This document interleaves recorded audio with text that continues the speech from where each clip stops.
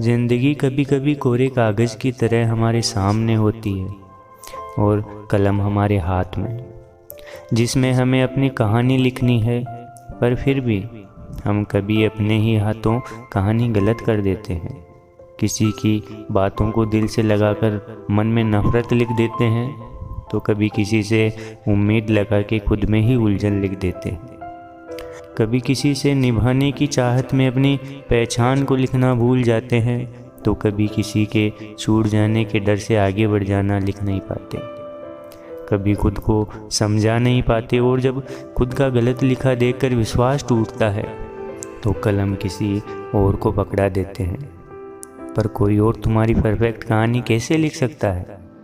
तो जब भी कभी तुम्हें अपनी कहानी गलत लगे, तो कलम फेंकना मत। बस ज़िंदगी से वो पन्ना फाड़ के एक बार फिर से शुरुआत करना।